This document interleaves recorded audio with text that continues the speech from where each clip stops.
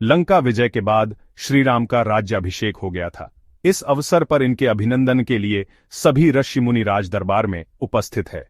उन्होंने एक स्वर से कहा, रावण के मारे जाने से अब विश्व में शांति स्थापित हो गई है। सब लोग सुख और शांति की श्वास ले रहे हैं। उस समय मुनियों द्वारा श्रीराम के पराक्रम और रावण के विनाश की बात सुनकर देवी सीता को हंसी आ गई। इस समय में उनकी हंसी देखकर सबका ध्यान उनकी तरफ गया और मुनियों ने देवी सीता से हंसी का कारण पूछा। इस पर सीता ने राम जी तथा मुनियों की आज्ञा लेकर एक अद्भुत वृत्तांत बतलाते हुए कहा, जब मैं छोटी थी तब मेरे पिता महाराज जनक ने अपने घर में एक ब्राह्मण को आदरपूर्वक चातुर्मास्य व्रत करवाया। मैं भली भांति ब्राह्मण देवता की सेवा करती थी। अवकाश के समय ब्राह्मण देवता तरह तरह की कथा मुझे सुनाया करते थे। एक दिन उन्होंने सहस्त्रमुख रावण का वृत्तांत सुनाया, जो इस प्रकार है। विश्रवा मुनि की पत्नी का नाम कैकसी था। कैकसी ने 2 पुत्रों को जन्म दिया। बड़े का नाम सहस्त्रमुख रावण था और छोटे का नाम दशमुख रावण। दशमुख रावण ब्रह्मा के वरदान से तीनों लोकों को जीतकर लंका में निवास करता है और बड़ा पुत्र पुष्कर द्वीप में अपने नाना सुमाली के पास रहता है। वह बड़ा बलवान है।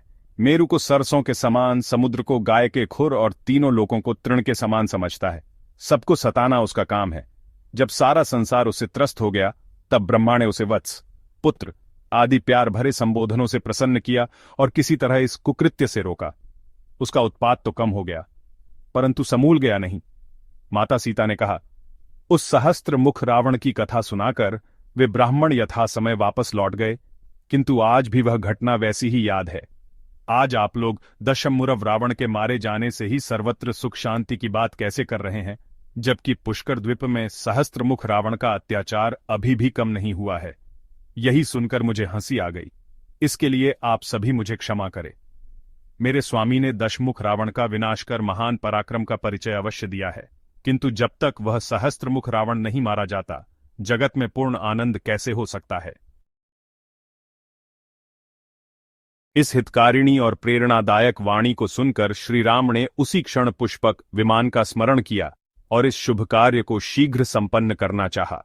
वानर राज सुग्रीव और राक्षस राज विभीषण को दल बल के साथ बुला लिया गया।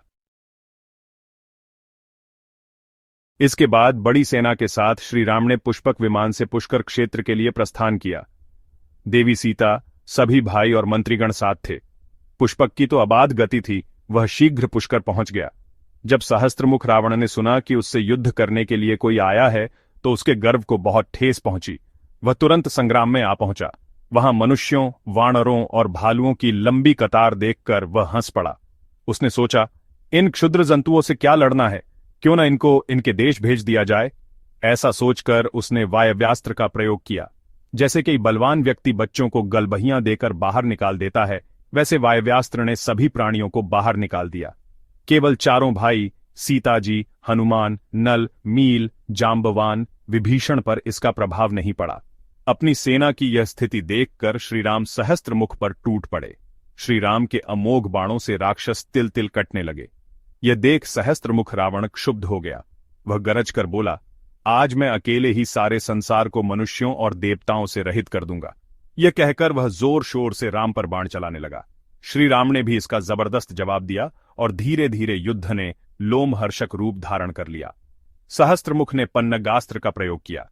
फलतः विषधर सर्पों से समस्त दिशाएं एवं विदिशा व्याप्त हो गई। राम ने 100 पर्णयास्त्र से उसे काट दिया। इसके बाद श्रीराम ने उस बाण का संधान किया जिससे इन्होंने रावण को मारा था, किंतु सहस्त्रमुख रावण ने इसे हाथ से पकड़कर तोड़ दिया और एक बाण मारकर श्रीराम को मूर्छित कर दिया। श्रीराम को मूर्छित देखकर सहस्त्रमुख अतीव प्रसन्न हुआ। यह 2000 हाथों को उठाकर नाचने लगा। सती स्वरूपिणी सीता यह सब सह न सकी। उन्होंने महाकाली का विकराल रूप धारण कर लिया और एक ही निमेष में सहस्त्रमुख रावण का सिर काट लिया। सेना को तहस नहस कर दिया। यह सब क्षण भर में हो गया। सहस्त्रमुख रावण ससैन्य मारा गया, किंतु महाकाली का क्रोध शांत नहीं हुआ। उनके रोम रोम से सहस्त्रों मातृका उत्पन्न हो गई, जो घोर रूप धारण किए हुए थीं। महाकाली के रोष से सारा ब्रह्मांड भयभीत हो गया। पृथ्वी कांपने लगी। देवता भयभीत हो गए।